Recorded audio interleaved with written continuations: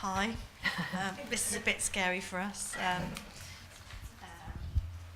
The reason why we decided to get involved, I think for myself, I'm talking for myself, but I'm sure it's for the rest of the girls, we've all got personal experience of mental health issues, good and bad experiences with GPs. I'm luckily I've had good experiences, but then I've carefully handpicked the GPs I speak to about sort of got their life histories, and if it's anything else I'll go and see anybody else, but mental health you've got to know who you're speaking to, in my opinion, because you don't get the same experience with people that aren't open to what you have to say about it. Yeah. Do you want to say that? We're just going to wing this with. That's what we're saying, just what we think. Is that we okay? did come up with some paper, but it's actually the paper we received here, so we've written nothing. I've written something. Oh, yeah. Personally, for me, I had a very bad experience when I was 16, and it actually stopped me getting mental health support for about 10 years. So for me, when I had the opportunity to join in here and just give my views and how I think that bad experience can really impact you for a very long time. Luckily, I went to a lovely GP eventually. I got the help that I needed, and it has impacted my life considerably. So the jobs you do, if you do them well, are spot on, and they do really help people. I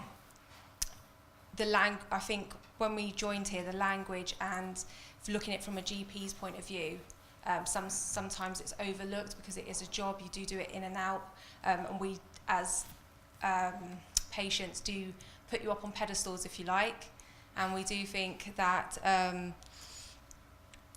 what you've got to say is gospel. So if it is a negative experience, then we do walk away thinking that you are right and that we are wrong. But yeah. I'm pretty much the same as Jenna. It took me a long time to go to the doctors to get help.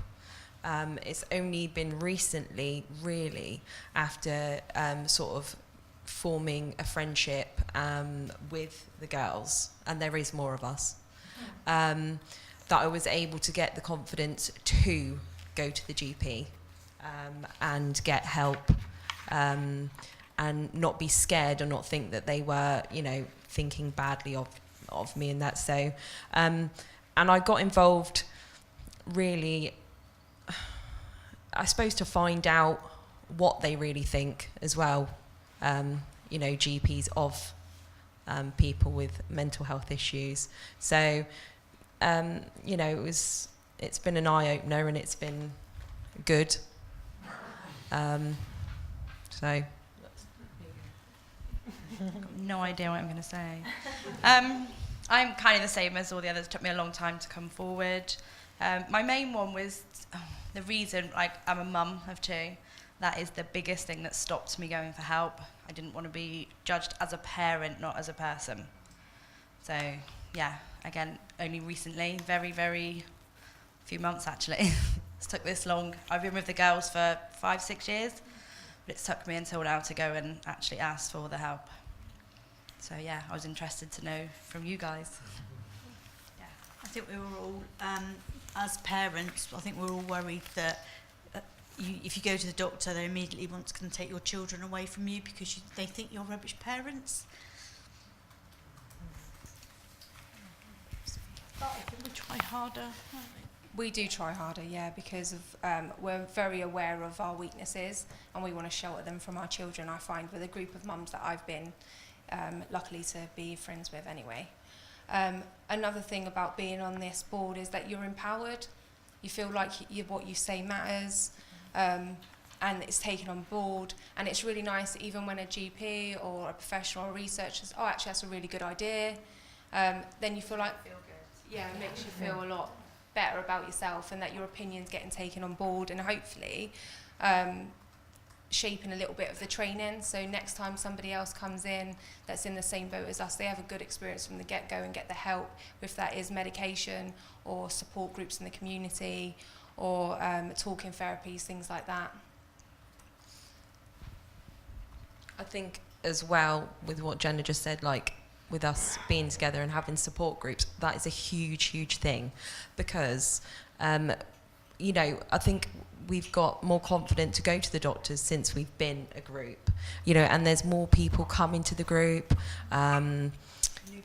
Yeah, there's newbies, which we do bully into the group, but they do stay. So having the support with a group, I think, is a huge thing, and it gives us the confidence to go to the doctors. It, you know, it gives us the confidence to talk to each other, to, you know, yeah, to do daily things, you know. So I think definitely having a group that you can, you know, talk to is great. Yeah, None of us are professionals as well. Like, so it's just daily life. Like going to the group and having a rant, as I call it, my day, what's happened over the weekend, and I think that it's this massive thing. And actually, we've all gone through it that weekend. So like just talking through it without having to go and see a GP, without having to go and see a professional. Like, these ladies do it for me. We all realise we're mad as each other, so we're fine with that. I think this is where social prescribing comes into it as well, and I think if GPs have an access to all these groups that are around in the community, that they can prescribe these to people that come in, so it's not, as a GP, you don't feel like medication might be your only option, or talking therapy. I know the waiting list on that is 6 months or more sometimes, and this could be a nice bridge gap between the therapies, really, just getting into your community, feeling like you're part of something, feeling like you've got people to speak to in the same situation, because I think it does come down to a lot to income and where you live, and everybody's in the same boat, if you like, so you don't feel like you're struggling by yourself. I think the barriers that we've realised when we've been doing this research over the last 2 years is sometimes the language that GPs use. I think it's mainly because they maybe haven't experienced anxiety, so things like, oh, it's just a phone call. If you pick up this leaflet, it's just a phone call. But I don't think sometimes you realise how much we've phoned the GP for that appointment to go there and at the last minute cancelled. So just taking that next step to do that talking therapy, or And tell somebody new. How long it's taken to speak to the GP in the first place. And then just to be told after a 2-second appointment, ring this number and tell someone else.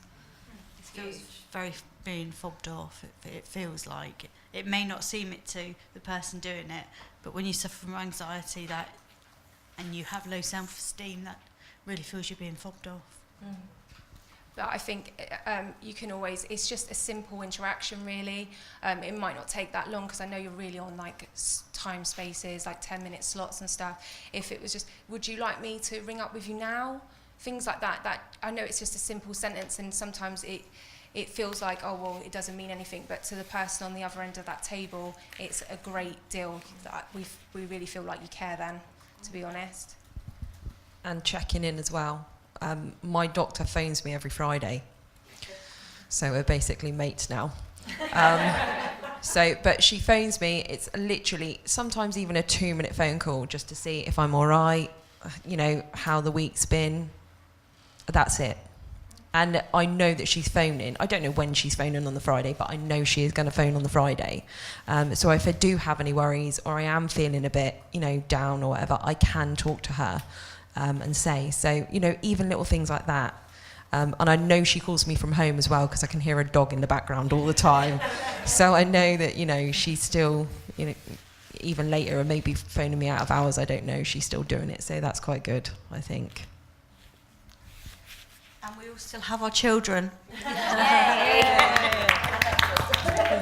Oh, and we don't drink, smoke, or do drugs.